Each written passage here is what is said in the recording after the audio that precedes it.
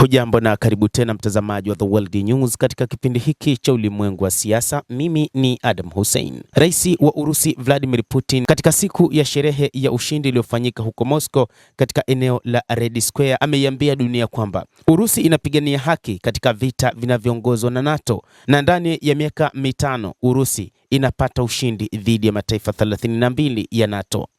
Rais wa Urusi Vladimir Putin ametumia hotuba yake ya kila mwaka katika maadhimisho ya siku ya ushindi katika Red Square mjini Moscow kuhalalisha vita vya Urusi dhidi ya Ukraine na kuishutumu NATO. Akizungumza mbele ya mamia ya wanajeshi na akiwa ameambatana na baadhi ya viongozi wa dunia, Putin alisema kuwa anapigana vita vya haki na akaieleza Ukraine kuwa vikosi vya uchokozi vinavyoungwa mkono na kupewa silaha na muungano mzima wa NATO. Kauli zake zimekuja wakati maadhimisho ya usiku wa ushindi yakifanyika katika kiwango cha chini katika baadhi ya maeneo nchini Urusi. Sikukuu hiyo ni moja ya matukio makubwa ya kitaifa nchini humo na huadhimishwa ushindi wa Umoja wa Kisovieti dhidi ya Ujerumani ya Kinazi katika vita vya pili vya dunia. Rais huyo wa Urusi anasema kwamba historia imeandikwa na inaeleza wazi kwamba ni Urusi iliyomaliza vita vya pili vya dunia baada ya kumaliza unazi wa Ujerumani uliokuwa ukitesa dunia kwa wakati huo. Kabla ya maadhimisho hayo, Urusi na Ukraine zilikubaliana kusitisha mapigano kwa siku 3, hatua iliyotangazwa na Donald Trump siku ya Ijumaa.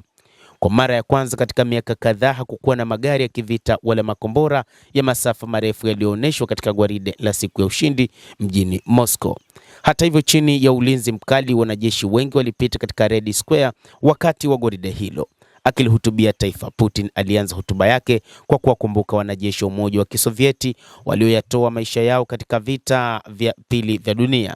Anasema ushujaa mkubwa wa kizazi cha washindi unawapa hamasa wanajeshi waliojitokeza na wanaotokezea malengo yao ya operesheni maalum ya kijeshi leo hii, alisema pia Putin akirejelea vita vya Ukraine. Wanakabiliana na vikosi vya uchokozi vinavyopatiwa silaha na kuungwa mkono na muungano mzima wa NATO. Na licha ya hayo, mashujaa wetu wanaendelea kusonga mbele. Kiongozi huyo wa Urusi Vladimir Putin aliendelea kuwasifu raia wake kwa mchango mkubwa wanaotoa katika taifa hilo katika nyakati hizi za mapambano dhidi ya Ukraine. Hata hivyo, amewataja wafanyakazi mbalimbali kama wanasayansi, wavumbuzi, waandishi wa habari za kijeshi, madaktari na walimu. Anasema haijalishi mbinu za kijeshi zinabadilika vipi, mustakabali wa nchi unalindwa na wananchi, anasema Rais Putin. Mara baada ya hotuba hiyo, mizinga ilifyatua risasi kadhaa mfululizo huku muziki ukipigwa na bendi ya kijeshi. Nyuma ya Putin alikuwepo kiongozi wa Belarus Alexander Lukashenko.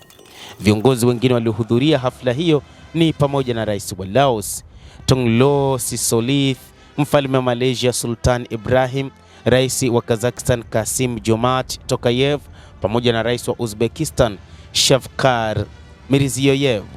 Pia Waziri Mkuu wa Slovakia Robert Fico alihudhuria na alionekana akikutana na Putin katika Kremlin kabla ya gwaride hilo.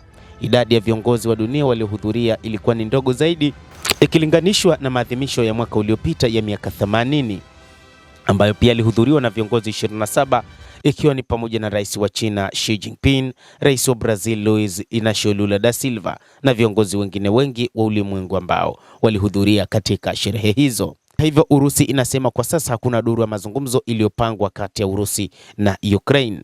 Msaidizi wa rais wa Urusi Yuri Ushakov amesema kuwa Urusi na Ukraine bado hazijakubaliana kuhusu duru inayofuata ya mazungumzo.